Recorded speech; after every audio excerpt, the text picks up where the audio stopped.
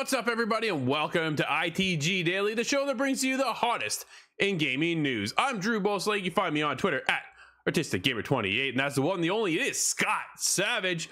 You can find him on Twitter at Savage. Scott, happy Friday. Yeah, it's kind of bittersweet, though, because what are we going to talk about gaming-wise this weekend? There's a lot to talk about in the world, but I'm going to be on my Xbox, I'll tell you that. Yeah, absolutely. I think you're just going to hibernate. Get away from what's going on within the world. And 2023, big year that 23. Yeah, it was funny. So I was kind of looking ahead for March to see what's coming out in March. And Scott, what do you think's coming next month? There's only the one title that's polluting my mind right now, and that is Chocobo GP. But beyond that, I really can't quite remember the release. There's Weird West, which looks cool. There's Shadow Warrior 3. That does look really cool. Shadow Warrior Changing Tides. Yep. There's Tina's Wonderland too. Wonderlands is coming. Okay. And God of War Ragnarok, the Dawn of Ragnarok DLC is on its way. So there's, after this banger of a month for February, you kind of wonder what's gonna be left behind. If they're gonna be left behind in the wake, I don't think anybody's leaving February. Dude, February is gonna be the month of this year, I think, for standout games, right? I would suspect so. We've had two giant releases. Oh man, at least. Again, it's such a blur that I'm not sure if I'm forgetting one. Well, yeah, it's just been nonstop. Everybody can be joining us live, just like Northern Nerdcast is, over on twitch.tv/theofficialITG, as well as YouTube at Inside the Game Official. If you can't join us live, hit us up later. InsideTheGame.ca, podcast services and TV streaming networks around the globe. Scott, before we get to it, happy Elden Ring Day, everybody. You can always check out our review over on InsideTheGame.ca. There is a giveaway as well to go with Elden Ring. We have PlayStation codes to give away. Stick around, find out Monday, and we'll announce how that's going to be going and how you can enter for your chance to win a copy next week. So, Scott, today's show, though, has some spicy little things going on. New details are out about Sony's plans for PlayStation Spartacus, what games work with the newest handheld from Steam, and a new game on the way from Bethesda. Oh, there's some exciting things here, that's for sure. A lot of mystery. Spartacus was something, well, I'm not sure I fully understand it yet, so let's get into that one. Absolutely. As PlayStation plans 3 Spartacus tiers for as much as $16 per month. Comes from Jeff Grubbs over at Venture Beat. Sony is looking to expand PlayStation Plus by introducing new features by integrating elements from PlayStation Now. Bloomberg originally reported about their efforts, which Sony internally calls Spartacus, back in December. Spartacus is an evolution of PlayStation Plus with 3 tiers. It currently calls those tiers Essential, Extra, and Premium.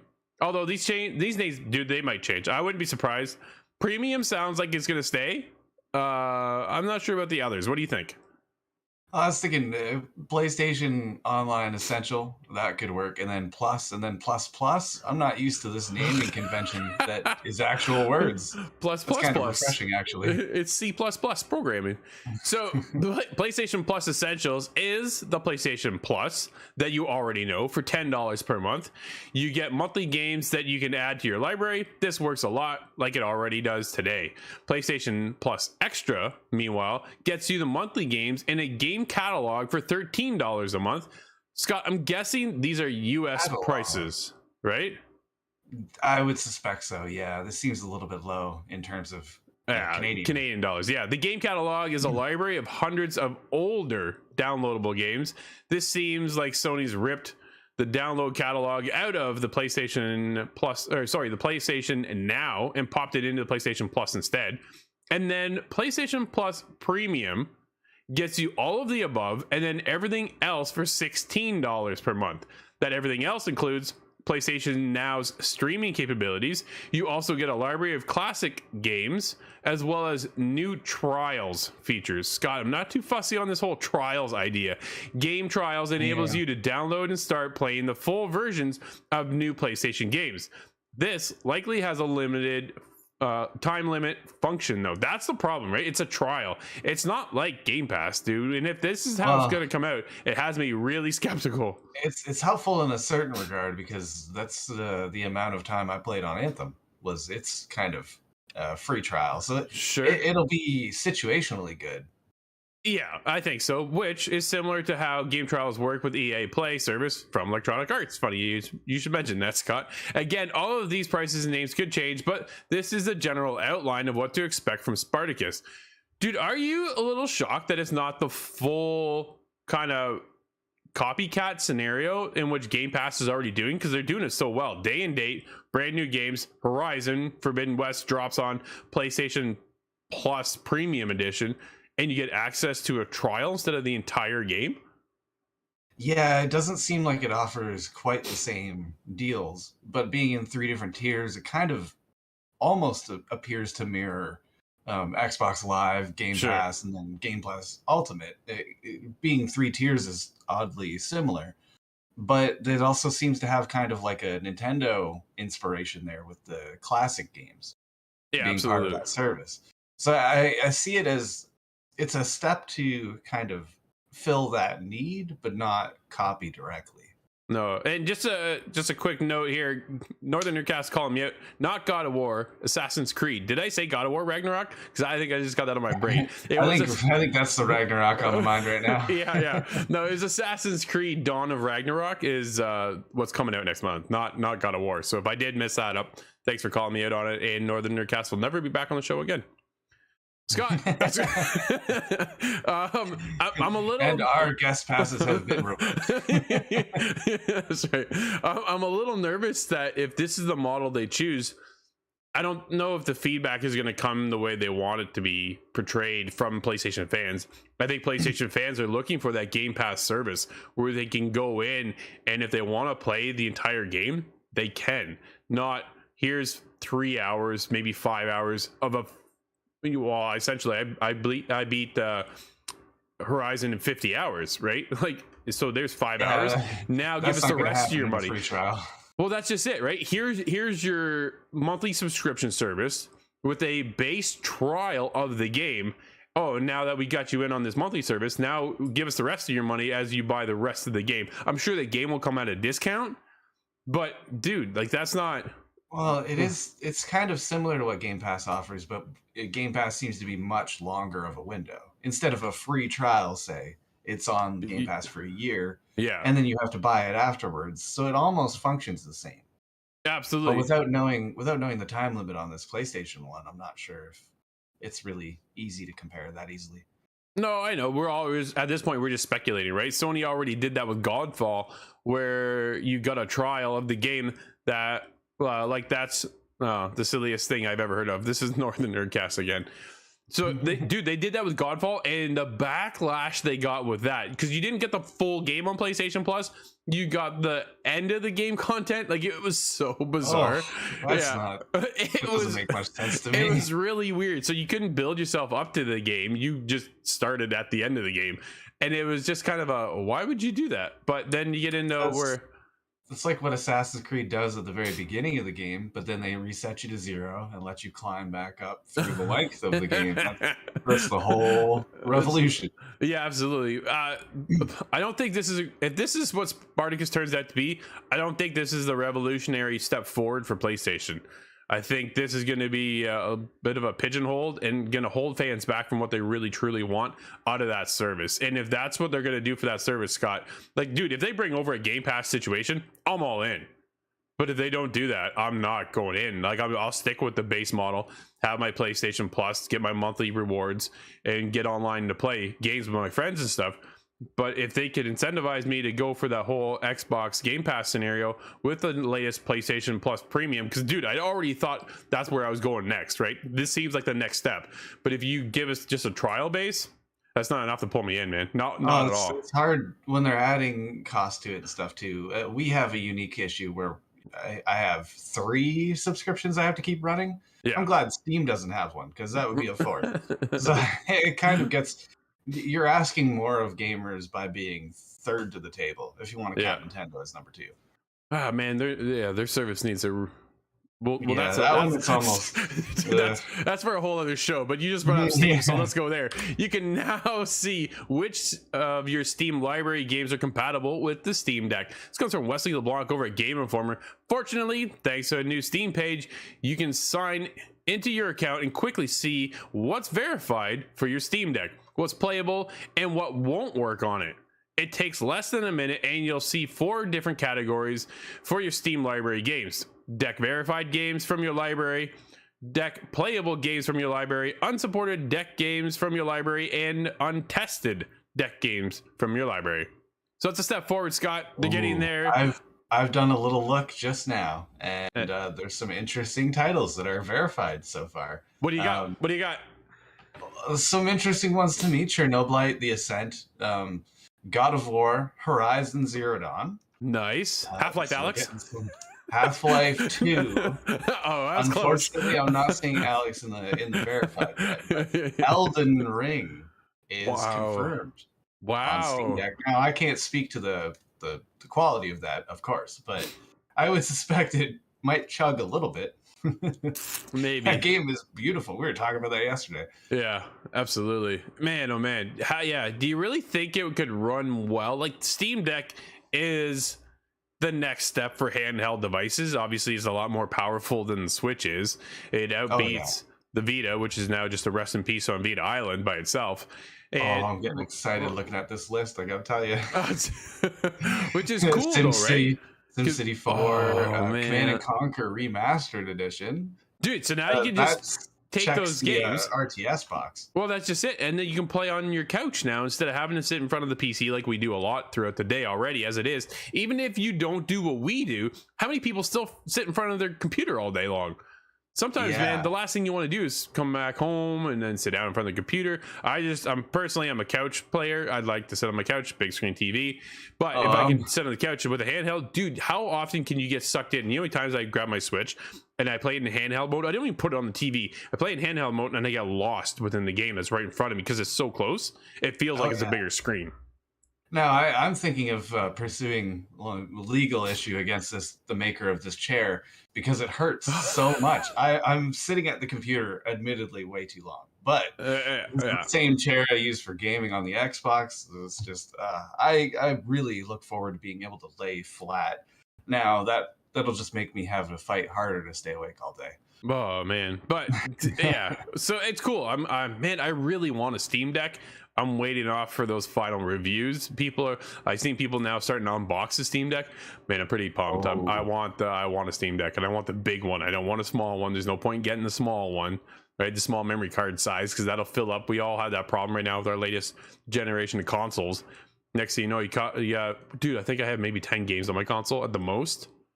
I'm thinking of physically the size of the thing, because it's big too, right? I don't mind the Nintendo Switch. I can kind of shrink down enough to use it properly, but if it had a Duke controller with a screen between it, that would just be way more comfortable to me. It's so strange. 20 years later, I'm looking at that as comfortable. Yeah, we'll see, man. I want my hands on it. I want one. I gotta get one. I'll get one here in the future sometimes all pre-orders are sold out, so you can't even buy one right now. And if they're anything like the next gen consoles, you can't get one of those either. So we'll be holding tight. But Scott, what I can't hold tight for is what Xbox is up to now, because Xbox Insider leaks new game from Bethesda. Coming from Tyler Fisher over at comicbook.com. Xbox acquisition of Bethesda gives it access to IPs like The Elder Scrolls, Fallout, Doom, Wolfenstein, Dishonored. Scott, Dishonored. I'm just going to stop right there and pause. Just pause and think about Dishonored. Rest in peace. Now that Deathloop is out. We have a funny way of predicting things that happen. So that's why we talk about Metal Gear, Splinter Cell, and Dishonored so often. That's right. Eventually, we'll just wish it into existence, Scott. But they also have Deathloop. Manifest. Quake. If anybody has any crystals at home, please. Let's all work together here. The Evil Within, plus the studios that made most games in this various series. Whether the pricey acquisition proves to be worth the money in the long run, we all know it will be. We'll see. We'll have to see. But the potential is certainly there. According to Insider and leaker Nick Baker, best known for his inside information on Xbox, there's a real-time strategy game in development at Bethesda Studio under the name Project Wormwood. Of course, Wormwood could be a placeholder, so there's still a chance this is a pre-existing Bethesda IP. Scott, any hopes? Dude, I went straight to Dishonored. If we could get something in around this strategy existence, I'd be kind of down for that, man. Well, RTS though, that's gonna make it more of like a shadow tactics thing, right? But I Yeah, don't know but if I'm it would okay with fit that. so well. I'm considering XCOM similar type of gameplay. Yep. And that would fit Fallout really well, or very easily. We'll say maybe not well. That's to be seen. But Well, the Evil Within as an RTS that doesn't make any sense. Doom, you could do it, but you would have to kind of stretch what Doom is to make that work. but look at Gears of War, for example. Dude, there's Gears Tactics, and it is a fantastic game. So man, I automatically just went Dishonored. I'm a huge Dishonored fan. You and I both are. I thought, man, if they could manipulate that world into this top-down perspective and give us the ability to stealth around in certain situations, man, we played. What did we play? Shadow. Scott, what's that? Shadow Tactics. Shadow Tactics, right? So, dude, you give us that in Dishonored? Oh man, please do so, because I would be so down for that.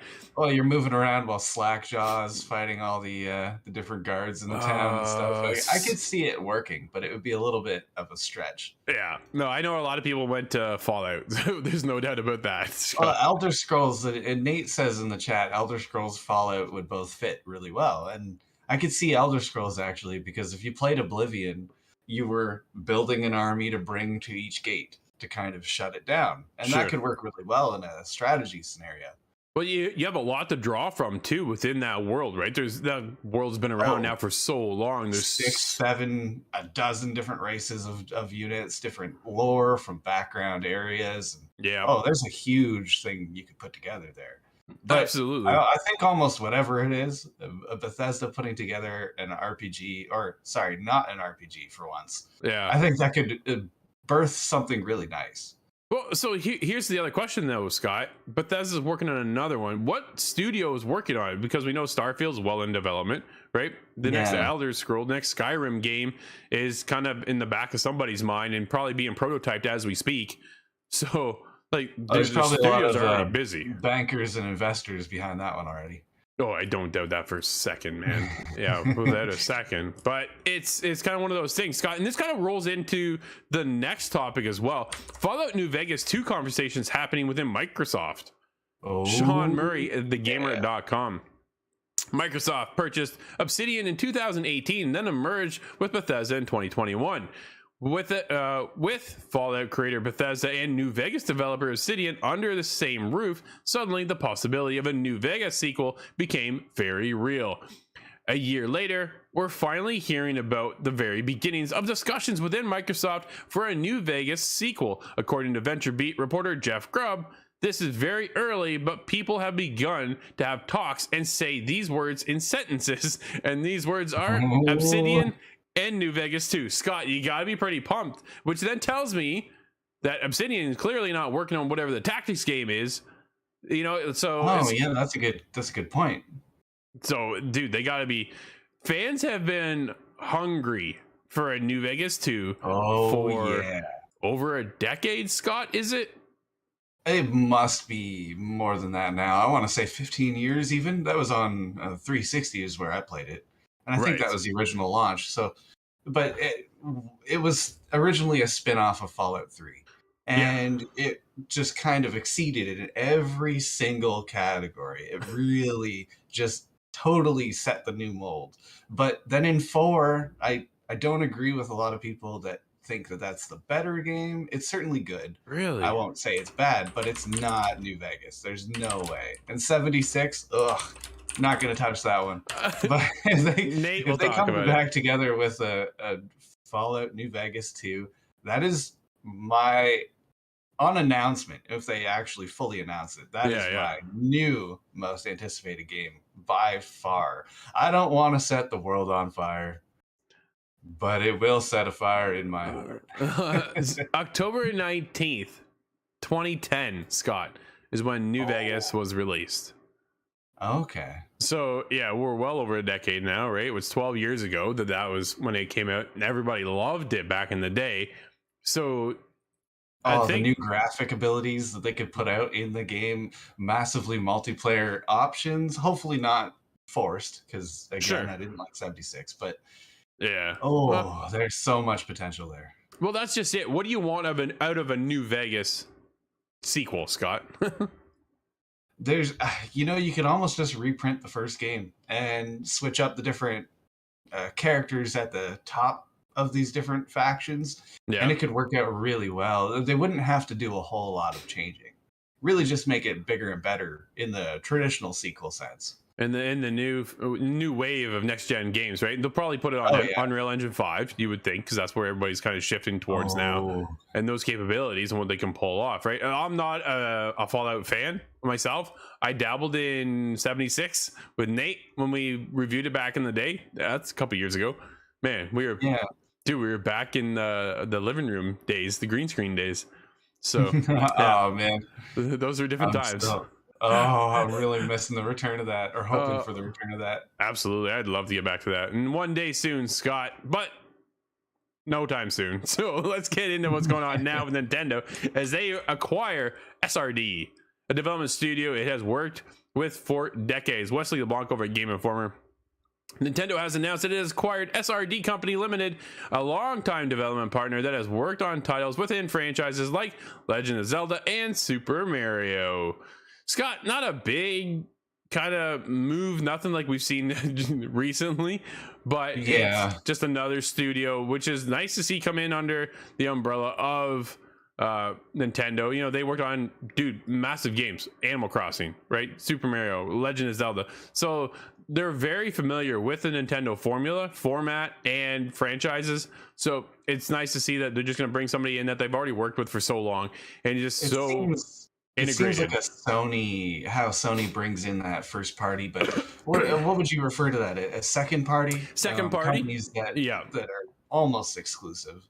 I wonder if this is a little bit of this is ours, you can't have it. Maybe, just to cut that off in the potential, but Nintendo said they are not interested in playing the acquisition wars like that. And I'm sure they accuse each other of lots, but it's supposed to be not integral to the future of Nintendo. But then they paradoxically go and purchase the studio, so I'm not sure what that's all about. I think it's to put them in the same room with other developers. It could be, right? Now they can collaborate on another level, I think is what it is, right? Because when Microsoft purchased Activision Blizzard, brought them in, who was it? It was one of the teams for the first time I think it was 343, finally got to see code of Call of Duty, right? And that was like one of those big moments of, holy crap, this is how you guys do this? And now that those teams are working together because they're under one umbrella, they can now swap codes, work with different people, and kind of change up things and kind of implement stuff that may have not worked so well in some of their other games, and then bring it in with things that do work so well with Call of Duty and the gunplay and things like that, right? So it just allows it to kind of switch things up. But Scott, just like that, my friend, we have a couple releases for today. What are they? We do. We have Atelier Sophie 2, The Alchemist of the Mysterious Dream. That is a title right there. Dude, that sounds like a Switch title, doesn't it? It does. This is on PlayStation 4, Switch, and PC. There you go. And we have Grid Legends coming to the PlayStation 4, 5, Xbox One, X and S, and PC. Yep. And then we have the big Elden Ring releases today on PlayStation 4, 5, Xbox One, X, S, and PC. Never heard of it. And, well, let me direct you to our review. If you're curious at all, though, in seriousness, I would check out the review. We don't give away any spoilers. And, well, there's a difference of opinion, so that might jog some thought that you may have. Absolutely. Well, for good reason. Well, it's getting 10s across the board, right? So we're obviously it's a really well-deserved game. It's really well made. It's just the question of, is that your style? I think that's kind of the biggest thing. But Scott, our style is up for today because it's now the weekend, my friend. This has been ITG Daily, the show that brings you the hottest in gaming news. You can always join us live over on twitch.tv/theofficialITG, as well as YouTube at Inside the Game Official. But if you can't join us live, hit us up later, InsideTheGame.ca, podcast services, and TV streaming networks around the globe. I'm Drew, that's Scott, and we'll see everybody on Monday. when you can find out how you can win a copy of Elden Ring. Until then, we'll see you inside the game.